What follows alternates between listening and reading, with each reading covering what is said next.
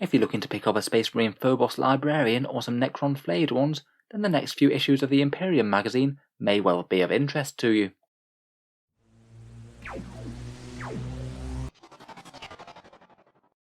Hello and welcome back to Auspex Tactics, where today we're taking a quick look at the upcoming issues of Imperium magazine and some of the really quite decent discounts that you can get for some Necron or Space Marine miniatures.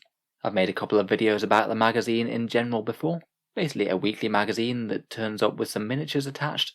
You can either subscribe to the whole thing, or aim to try and pick up some individual issues, with the potential to snag some miniatures at some real bargains. Last time we talked about the contents of the first 10 issues and which ones might really be of note. Now we have the next 8, and again there's some really interesting ones. Just as an introduction for those who aren't familiar with it, the magazine's currently only out in the UK. It's £9 an issue, though it will apparently be $12 US or €11 when it releases around the world. Currently it's only out in the UK, and we're on issue 9 at the moment. The US release really isn't all that far away. It's billed for the 26th of January 2022. I can't say I've kept up with the news as to whether or not it's coming out in any other countries yet. I'm sure eventually we'll get some confirmations of different countries that are going to run it. Probably the same ones that stocked Warhammer Conquest when that had its run of Space Marines vs Death Guard. Currently in the UK there's really quite a lot of different options for buying the miniatures. Either you can subscribe to the magazine's entire run, you pay £9 per week and they turn up in bundles of 4, though that does mean that you might be getting quite a lot of miniatures or paints and things that you might not necessarily want. Otherwise, as I said, you can kind of try and snipe certain issues.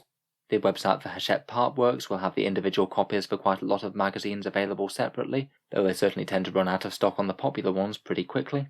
I believe Forbidden Planet are stocking at least certain issues that you can order through them. You might be able to find them in certain newsagents and shops that are running them, or you can try and pick up copies second hand on websites like eBay, though admittedly that's likely to be at a significant markup compared with buying them direct. It's still not the worst option though, if you can't be bothered to go through the effort of tracking these copies down of the elusive ones that are going to be really popular. It can still mean that the second hand copies can be a decent discount off Games Workshop's premium that they put on their models.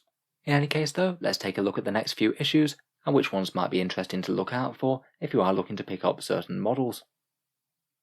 So here we have the next 4 issues for the magazine. Hachette Partworks themselves have unveiled up to issue 13 on their website, though if you're really wanting to keep up with the Imperium magazine's releases, I certainly recommend checking out a website called Warhammer. I'll link them down in the video description, but from what they told me on the previous video, they basically have some direct contact with Hachette themselves, so they get the inside scoop on upcoming magazine releases before anyone else does. It means that they've actually got details of all the magazines all the way up to issue 18 currently, and I'm sure they'll be adding more as they get more news. In any case, looking at the next ones, issue 11 is a really hot one. For your £9 or $12 US when it comes out, you'll get a Phobos Librarian and a medium dry brush, even if literally all you wanted was the model and the brush contained no value for you whatsoever. Compared with Games Workshop's standard price of £20 for the Phobos Libby, that's decently over a 50% discount. As librarians go, I think it's a pretty reasonable alternative to the standard one. I'd be more tempted to run him with one of the chapter-specific disciplines than actually using obscuration. Though to be honest, the miniature itself really is quite a nice one as characters go, and you could potentially just modify it a little bit, maybe look a little bit less Phobos, and just run him as a standard Primaris Librarian if you preferred. He is basically just a Primaris Space Marine with hood, robes and force sword after all, and I don't really think that anyone would mind provided it was clear. In any case, issue 11 could be a really interesting one. There's likely to be copies of this guy going at significantly cheaper than he would be normally. The other issues from this set I'm a little bit less convinced about. Issue 12 has 3 paints, Agrax Earthshade, Screamer Pink and Canoptech Alloy.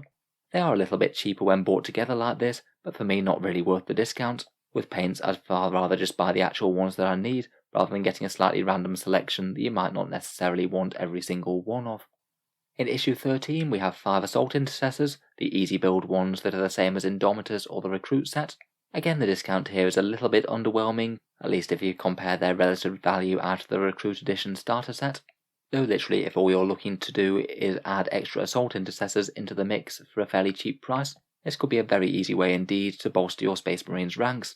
In terms of numbers of pounds or dollars spent for the amount of points of miniatures that you get on the board, this is admittedly one of the better deals out of all of 40k. Even if perhaps the discount isn't all that much better than the Recruit Edition set once you break it down, it is a bit more helpful just to have them just as the miniatures that you want, as opposed to being bundled in with a whole bunch of Necrons which you maybe don't. Finally, in issue 14 we have one single Munitorum armoured container, a little bit cheaper than Games Workshop sells them for separately. Certainly no rave reviews about massive discounts on that one, but if it is literally the difference between buying this or just buying the Games Workshop full price kit, then I guess you could do worse. Moving on to issues 15 to 18 though, and we come to by far the biggest deal out of any of the ones so far, and you get 5 Flayed Ones for only £9. These guys are the new resculpted plastic Flayed Ones. Games Workshop usually charges £31.50 for 5 of them, really quite expensive for a unit that you might want quite a lot of, so being able to pick up 5 miniatures for less than a tenner, compared with paying over 3 times that amount, is pretty crazy really. I think this one's going to be ridiculously popular and sell out in no time flat. A pretty cheap way to add a whole bunch of shambling undead horrors to a Necron force. I think that's one of the best things about this magazine, that because they chunk it up into arbitrary magazines, you get some that are really quite poor value, and then some that are just extraordinarily better value than Games Workshop's actual offerings. Then issues 16 and 17 are basically a repeat of the previous ones, 5 Assault Intercessors and another Munitorum armoured container. Obviously no different there. I suppose it's quite handy that there should be a pretty decent supply of Assault Intercessors if people do want to try and spam a whole bunch of them. Double the supply should hopefully mean they're not quite as hard to get hold of. Finally though, last and by no means least, we come to issue 18. Another one of the good ones, this one with a Technomancer with Canoptic Cloak going for £9 rather than 20. I think that'll be another very popular one with Necron players. It's quite a nice, cheap and helpful HQ choice, who's pretty good for buffing nearby warriors. Rites of Reanimation gives you an extra way that you can heal them from the dead, and the Canoptic Cloak means that he's really quite nippy and mobile around the battlefield, and can heal one of your damaged Necron constructs for D3 wounds each turn. He definitely has a bit of competition from the Chronomancer, but in my opinion he still remains one of the better Necron HQ choices. Basically out of the upcoming issues, the ones to look out for are issue 11 for the Phobos Librarian, issue 15 for the Flayed Ones, and issue 18 for the Technomancer.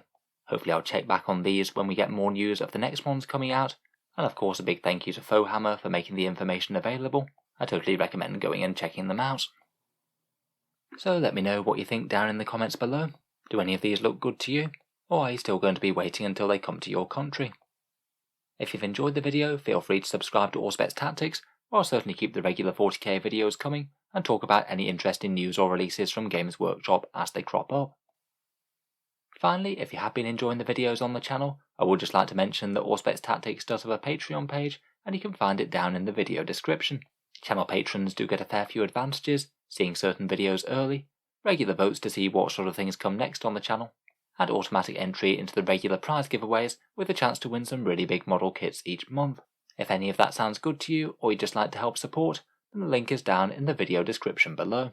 A massive thank you to all you guys who are supporting, it is what keeps the channel going. In any case, a big thank you for listening, and I'll hope to see you guys next time.